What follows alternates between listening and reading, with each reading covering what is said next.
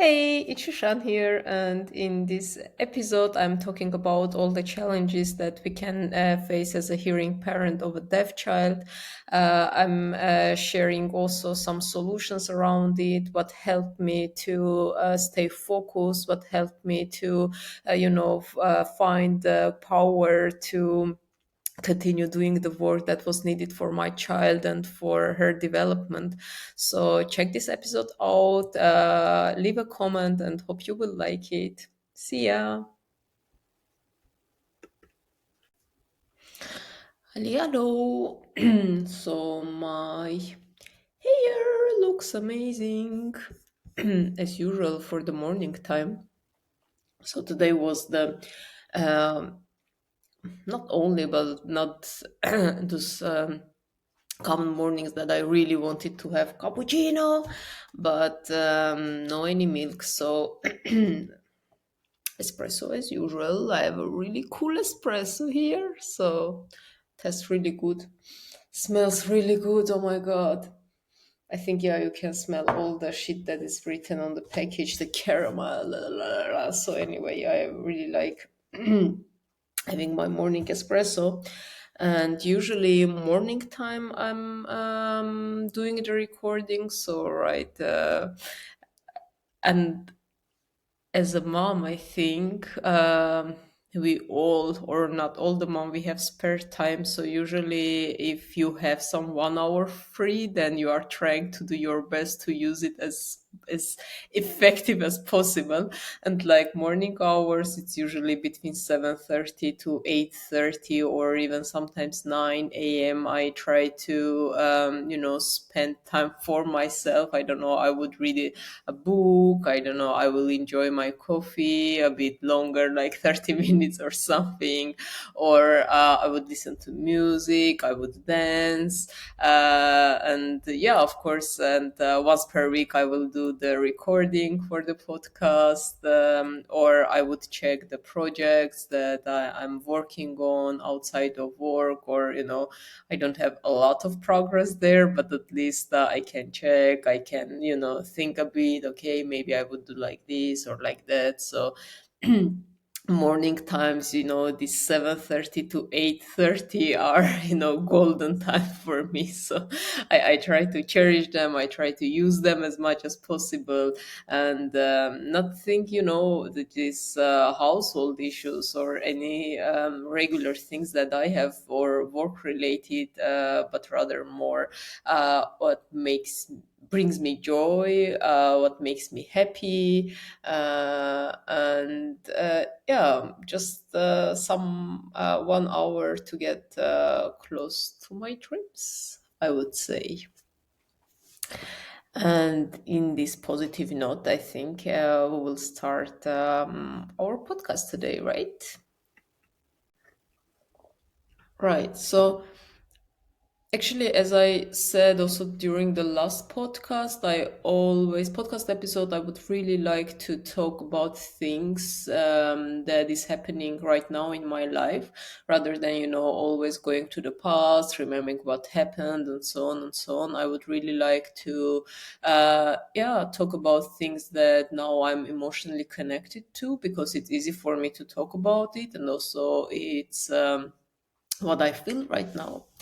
So recently, uh, it was quite challenging with Sophia, I think, with my daughter. So I don't know, it's maybe because of her age. She's 6 years old, she goes to school, all the things that is happening there. Maybe it's overwhelming for her, I'm not sure. But also, I was reflecting a lot about how things were some years ago, how was my parenting style, how it maybe affected her, in etc. And even talk to our sign language tutor about Sophia, about how maybe we can improve the parenting and so on. And also with my friends who they also have deaf kids, so somehow understand what the situation they have. And actually they have started talking to me because they were in a similar situation, and then, it's just started to escalate in a way. and I thought that it would be nice, yeah, just to talk generally, like, about all the challenges that one can face having a deaf child. I mean, I know that it's always challenging to be a parent, and it's maybe not right to differentiate between hearing or deaf, so I understand that. But still, the thing is that, yeah, it's very challenging and difficult and stressful, especially at the beginning, to, as a hearing parent, have a deaf child. And that's no, no, there is no things to hide there, or to say in a way that is politically correct or whatever. So it's the thing, so it's the truth, right? So, and what was challenging for me at the beginning, of course, is the communication, right? So you have to learn language, in order to communicate with your child. I think it's, yeah, it's hard to accept. Yeah, I would say that first, it's hard to accept that you have a child with special needs, especially if it's your first child. So, Sophia is my first and only child. And I remember then I always had this, fantasy around that, how perfect it's going to be my motherhood, or raising a child, because, yeah, I was planning the pregnancy, and, having a baby and everything. So, maybe I'm a control freak, I don't know, but I was planning everything, and I thought that I'm really ready for that. And I made the decision, like, nothing that was not planned in my calendar. but but the thing is that, once you are learning that, oh, okay, so my child cannot hear, or there is a special support that is needed for them, then the hardest thing to accept the reality, accept that that's the situation, and that happened to you, and you should just now walk in that path, that it's not the one that you were imagining, it's not the one that you wanted for you.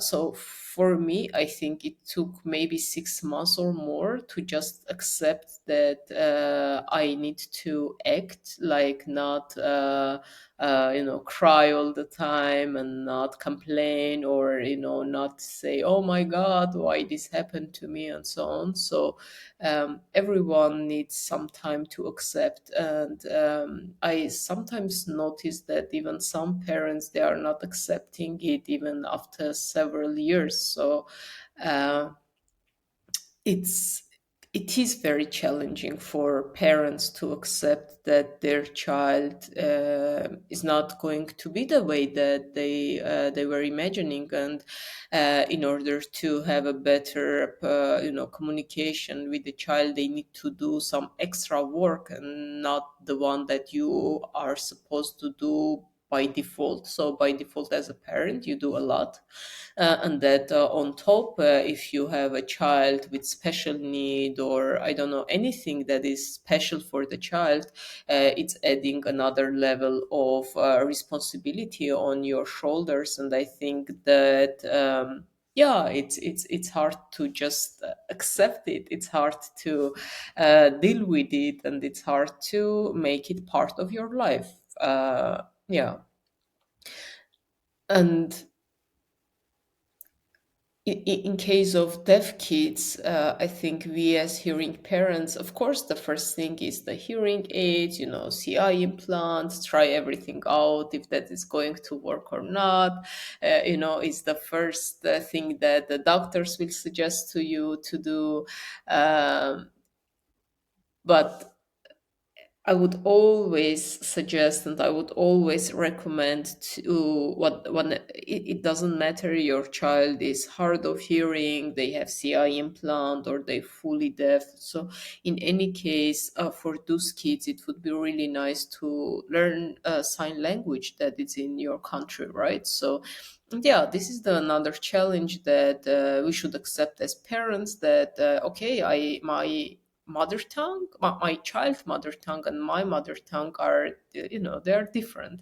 So I remember when I've accepted that my daughter has another mother tongue and I have another, uh, was, when I fully understood and accepted that, I felt so free. Like my mind was free, my body, like I don't know how to explain it, but my soul was free. Like it's like, oh my god, she just has different sign language. Yeah, sorry, different mother tongue than me, and that's fine. And that's okay because the life is so different. It's so diverse. The world is so big. Like it's not just your country and your mother tongue that is so important. So it's so diverse, everything. And yeah, it's fine. It's fine that your child has different culture than you do, right? Different language, mother tongue, and so on and so on.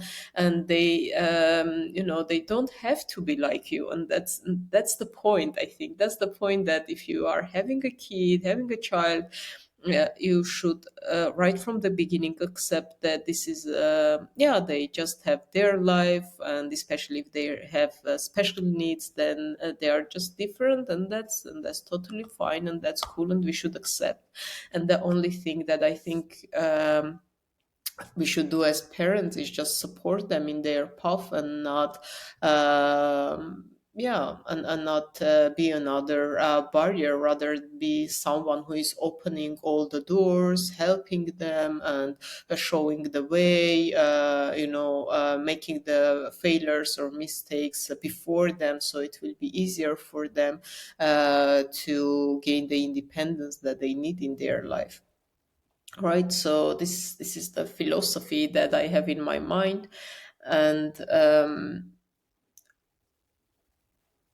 because we always so with the deaf kids, so this is a bit of a complicated topic, that's why I'm always taking some times to think. But uh, let's say I need to learn, right, the language in order to communicate with my child, and it's not a spoken language, it's a sign language, and it's hard to learn sign language. So it's difficult to learn sign language because you cannot just open a book and learn sign language. It has so many elements: the mimics, the body movement, right, the body movement, and the positioning, and the moon build. Everything is there, that in order to learn you need some videos, you need preferably real time to classes, one-on-one classes with a deaf person. And you cannot really learn.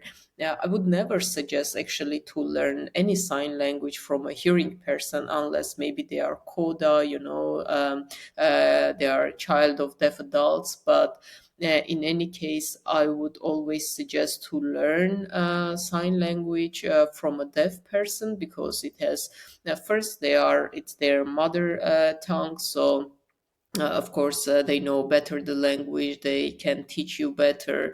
Second, you are getting close to a deaf person, and if you are a hearing person, you don't necessarily have deaf person in your friendships, like as someone, usually we don't have. And it shows one more time how much integration is a bullshit in this world, because usually you always have connections, people like you. So anyway, this integration thing is not really working out in this entire planet. You are learning about culture a lot, how they how deaf people are, because your child is also deaf, and you need someone who is also deaf, so you would take parallels, you would understand better your child, and so on. And they are helping you to get closer with the deaf community, right? So they would suggest events that is happening, and so on, so you would be close to deaf community as well. So with sign language, as with any language, if you are learning, you need native speakers in order to train it more, in order to understand how they use the language. Because, for example, okay, I'm English is, let's say, my third language, right? So I use it differently than, of course, any native speaker, and I don't know it as good as any native speaker, right? And I usually use English the way I use my mother tongue. So I would use grammatical connections or words or expressions that is also understandable in my mother tongue, because that's how my brain is working when it comes to languages. You always connect it to your mother tongue, right? So, and with sign languages, the grammar is totally different that any spoken language. You are not like for example, English, German, Russian, Armenian, whatever, all the language that I know, they all have some kind of similarity in their grammar, but I cannot compare any spoken language that I know, like four spoken language that I know the grammar.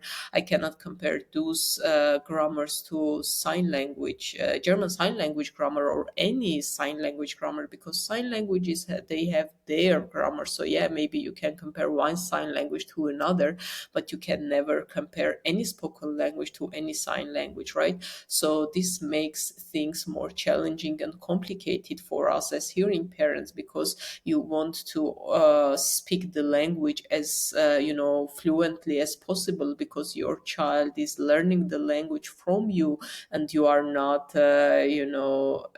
fluent in that language, right? So this was one of the biggest challenge for me. Yeah, I was overthinking a lot. I was worrying a lot that, oh my God, like, let's say if I'm saying the sentence wrong, then my daughter is learning also it that way, and then she will not use the language the way she should. And I was always having this guilt feeling that how can I talk better with the sign language, communicate better with the sign language, so she would learn in a better way. And I would watch a lot of videos, because just having classes is not enough, unfortunately. So, for example, in Germany, you can apply to have home sign language classes, and it's financed from government. And you need to find, of course, a teacher. Usually, it's deaf people who are teaching, and once per week, you can also apply for more hours. But I think, taking into account that we all work, we all have families and so on, it's very hard to apply for more hours. So usually default is 1.5 hour per week, and the person visits you, and at home together you are learning the language. And what I like about this model is that I can also talk about issues that I'm having with my daughter, with our teacher, and then he can, suggest what we can do, how we can improve the communication. And sometimes, maybe, as Sophia is my first child, I don't know like any other way of having the kids, and it's my first time for everything, right? And whenever I am having communication issues, I don't know, she doesn't want to wear her jeans when we are going outside, or it's raining outside and she doesn't want to wear the raining jacket. Sometimes this is a very trivial example, but sometimes I don't understand. I am having communication issue with Sophia. I am having this conflict with her because of communication, because we don't have this fluent communication between us, or is it because she is a child, like 6 years old, and it's okay? This I don't know. Or every time when I'm having any conflict with Sophia, I don't know, is it because of the age, everything, or it's because the situation, right? And then I bring this to my teacher, and then I ask, and usually he laughs and say, hey, it's okay, you are just being a parent, and she's just a child, so it's okay. It's not always the communication that's the problem. But the thing is that that's the challenge that I wanted to say. Maybe it's hard to somehow make it easy, but that's the challenge, that if you have a child with special needs and they need a special way of communication that it's not usual for you, and you are learning in order to make that communication happen, you never know what's the problem, right? You never know, is it this, is it that? And then, of course, you are worrying. Like every day, I think I do this small retrospective in my mind. How day was? Did I communicate good with Sophia, or have I made any mistakes? I'm always running this retrospective in my mind. I don't know, is it good or bad, but I do that because it helps me the next day to be more prepared. Because every day, for me, as a hearing parent, it has challenges, because let's say we can go outside in, I don't know, museum, right? And as I said, I'm learning the language, right? So I'm not fluent. I'm not like, I don't know. I still don't know a lot of things how to explain in sign language. A lot of vocabulary I don't have. So I have the vocabulary that is kind of enough, and a bit more, to talk with deaf people, to have small talks around several topics, and then also to support Sophia with everyday life, school, I don't know, going outside. So whenever we see outside, I can explain it, like whatever question she has, I can, make it understandable for her. But sometimes she can ask questions that I don't have any vocabulary to explain. Like that's really annoying, when your child is asking you a question and you know the answer in four fucking languages, but you don't know the answer in the language that she needs. And then it's very stressful. It's hard to, again, I think I should talk to myself and say that it's again another step to accept that that's the reality, unfortunately. And sometimes, yeah, you need, after 2 days you can explain it. I need to learn, and then I need to explain it to her. But yeah, she can ask some question about electricity system, I don't know. She's very, curious child, and she asks all sorts of questions, and I'm really happy for that, because if she asks a lot of questions, it means that she trusts me, she trusts that I can answer those questions, and she's open to the world. I'm really happy for it. But yeah, sometimes I just can't explain, because I don't know the key words that would make the sentence you know understandable for her. But then the solution I have, I say, hey, now she's already used to it. I say, hey, Sophia, I can explain a bit like this. I try to explain with whatever vocabulary I have, so she would be a bit satisfied and not be like, oh my God, my mom is so boring. And then I would say, hey, I'm writing your question down, and then I'm going to ask my sign language teacher, and after 2 days or 3 days I will explain you better. Will that work for you? And she's like, yeah, it's okay. And then she checks if I'm writing it down. It's so funny. And then she asks, have you write it down correctly? I'm like, yeah. And then she asks the question again to check if I memorized it correctly. So it's fun. I mean, in a way it's fun, but in the other side it's also sad a bit, because yeah, sadly, I have that communication barrier till now with Sophia, even though I'm learning the language 5 years now. But yeah, everything takes time, and learning sign language and making this communication easier. It's yeah, one part of it.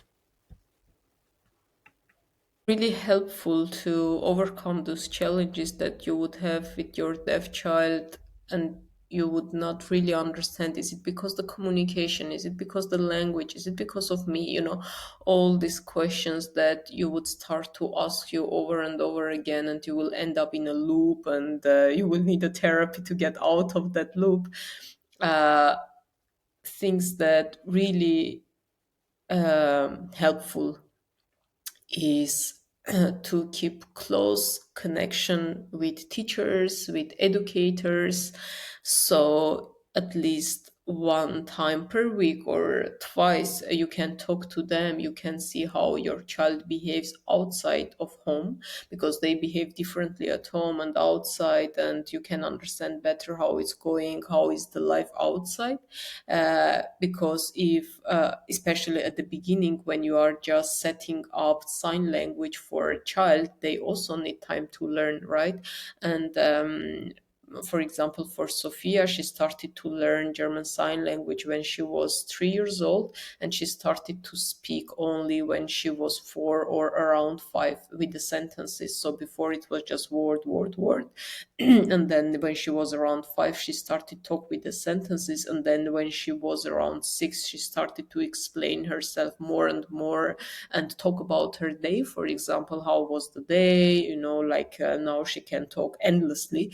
But before it was very challenging because I didn't know how was her day, like, because she couldn't talk, she couldn't explain. And at the beginning, it's only you talking, and they are not replying a lot. I mean, it was case for me, and it also tough, that you should just walk, and you should just trust the process. You should just trust that whatever you do is right, because you talk with deaf people, you talk with deaf educators, and they say, yeah, it's the right thing to do. Just learn the language, just talk to her, just that's it, just do that, right? And you should just trust the process. I think in that 2 years time that I was just doing the work without seeing any results from her side,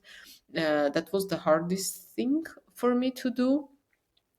Because I would, of course, I would question everything. Like, oh my God, I talk all the time with her with my broken sign language, but she is just nodding, and she is not saying any word back.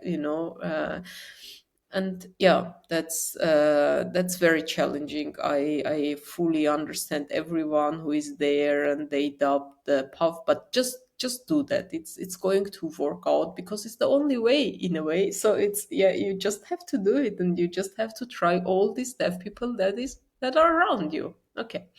So in order to keep your motivation, in order to keep your mood in place, I would highly recommend, if you have a hard of hearing child, deaf child, always stay in contact with deaf people, always. So they are going to motivate you, they are going to help you, and they are going to just, say, hey, it's fine. Just see, we work, we have work, we do this, we do that. All cool. Your child also will be like us, even better. It's like 21st century. Just forgot.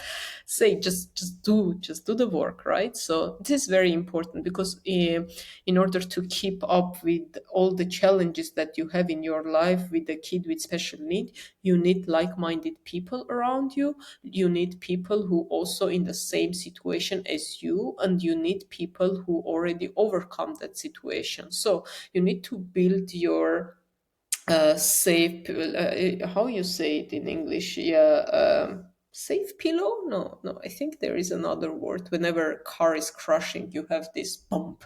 How you call it? Whatever, I forgot. But the thing is that you need to build that for you in your life, whenever my hair, oh my God, whenever you have a child with special need, right?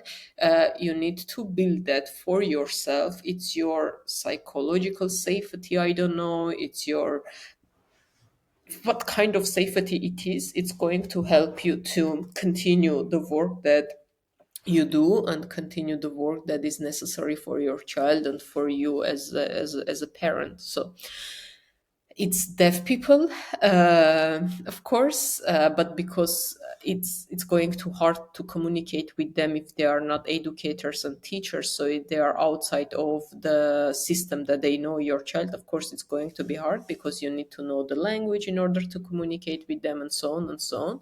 But I would suggest, as a first step, you are keep connection with deaf educators, teachers, and you are constantly discussing with them the development of your child, and you are just trusting whenever they say it's okay. You just trust. You don't doubt their answer. You say okay. If they say it's okay, then it's okay. Okay, then the next step is to go to any event that is happening in your city, that is deaf friendly, and there will be other kids there, so other parents. So you need to keep connection with other parents. So you need to build a networking with hearing parents, firstly, because they understand you better, because they are in the same situation as you. Of course, you can also keep connection with deaf parents, but it's going to be hard. And for me, till now, it's a bit challenging to have a connection with deaf parents. Of course, we meet during the birthday parties and so on and so on, but it's hard to keep close connection.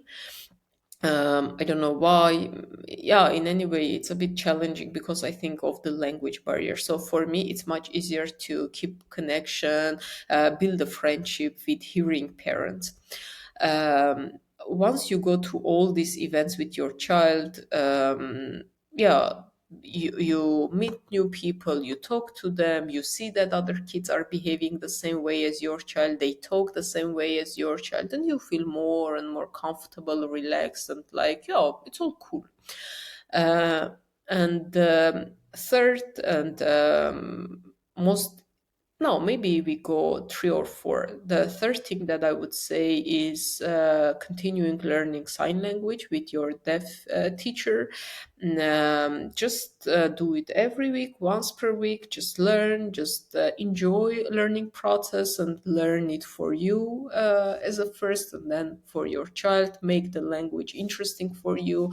Find videos, find some other books that you can deep dive into the language, watch some news with sign language, whatever you do, but try to enjoy the process of learning the language, and just accept that, yeah, I'm learning the language parallel with raising my child, and that's the way it is, and I like it, right? And the most important thing, in my opinion, to overcome all the challenges, if you have a child with special need, even if it's not a deafness, it's another thing, whatever, is to take care of yourself. It's the hardest thing, because we tend to forget about ourselves. We more think about the child, and it was also the case for me in the first years when Sophia was from 3 to 5 years old. So I was not, yeah, I was not thinking about myself much. I was doing all the work that was needed for her, running from this therapy to another therapy, learning this, learning that, talking to this manner, so building this networking. I was doing everything that was in scope of the care that she needs, and I skipped all my sport activities. I wasn't really reading any books and so on. So I was very much concentrated on one and only topic.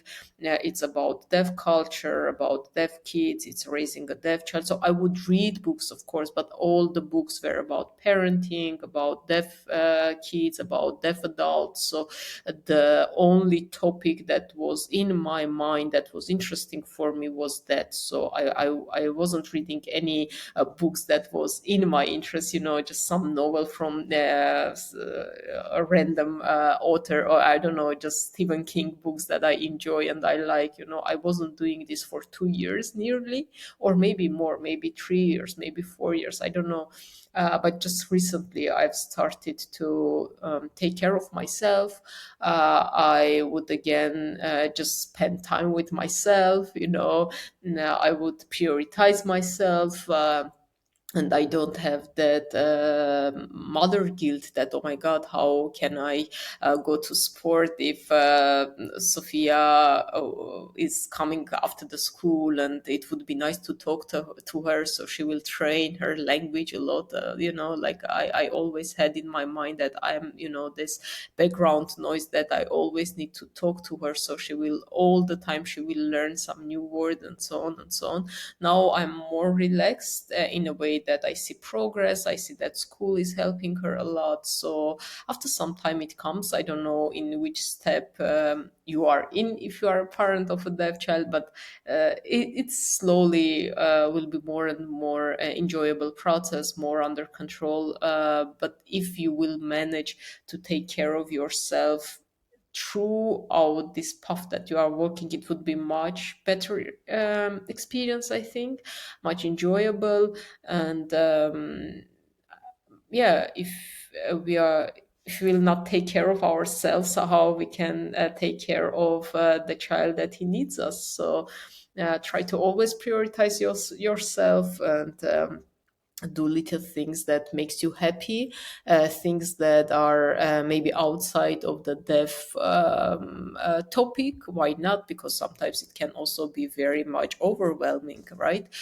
So do something with your hearing friends, and they don't have any clue about all the topics that you have in your mind, so it will help you to just switch your brain a bit, and be yourself. But the thing is that as much as you are going into the deaf culture and this topic, it's also part of yourself. So it's also you, but it's a bit new you, and you need time for this new self to develop and be mature. But at the same time, you have your old yourself that you can always bring, so that can help this young self to develop and be mature, and how to say, confident yeah, just be confident.